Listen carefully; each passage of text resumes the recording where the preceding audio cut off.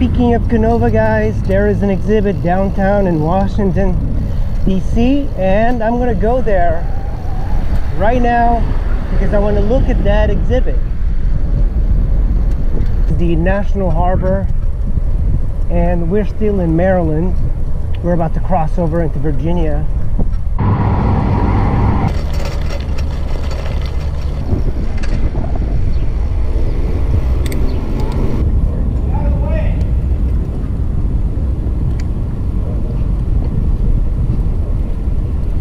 That guy's a Karen.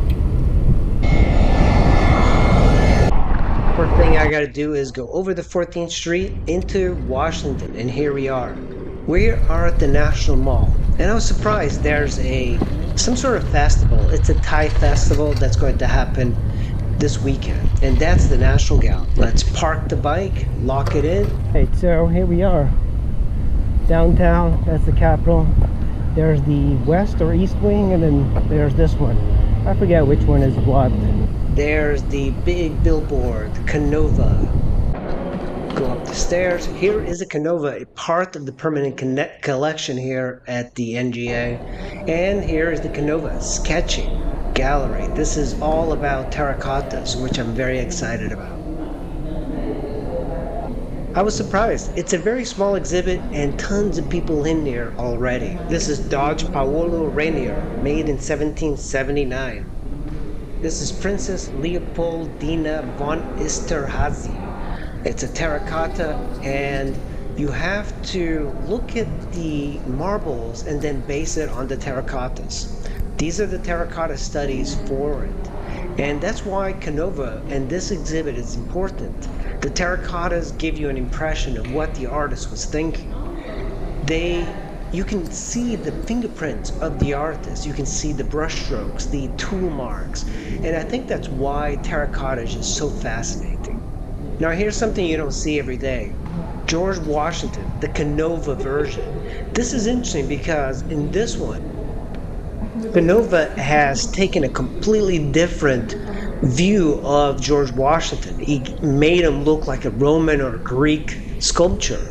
So that's very interesting. In 1816, the General Assembly of North Carolina commissioned Canova to carve a statue of George Washington for the State House in Raleigh, North Carolina.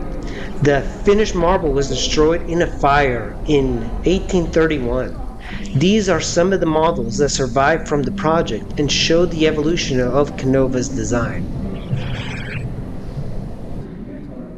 As you can see, his approach to doing terracottas was very different, and it's very different than mine. You know, I tend to finish the terracottas a lot more, but Canova had this expressiveness to his terracottas. You can see the same thing in Bernini.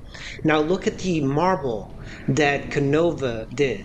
And interesting to note is that Canova really didn't touch a lot of these marbles. They were done by his assistants using the pointing method. He only finished the product. Here is a terracotta on the left and a plaster on the right.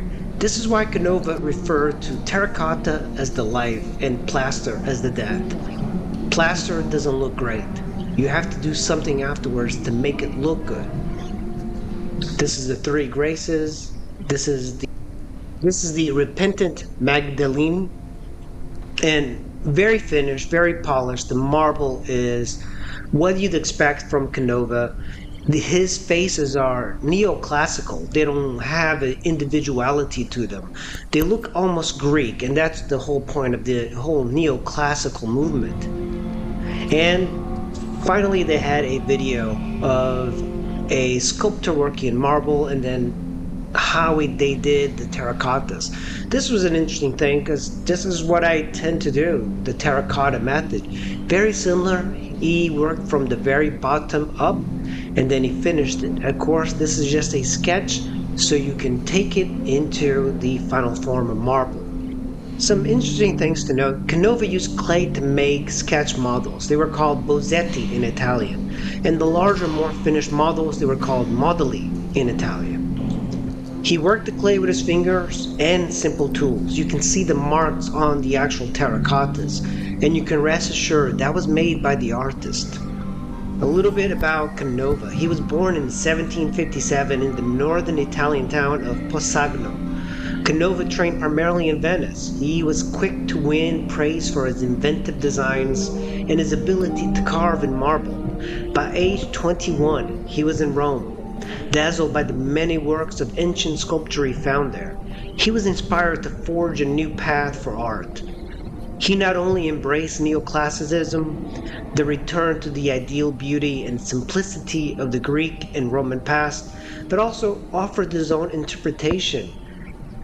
His revolutionary style became all the rage across Europe. Canova was flooded with orders for statues of lithe goddesses and muscular heroes. He worked tirelessly over 3 decades to meet the demand, producing one iconic sculpture after another. By his death in 1822, no artist in Europe had achieved greater celebrity or wealth.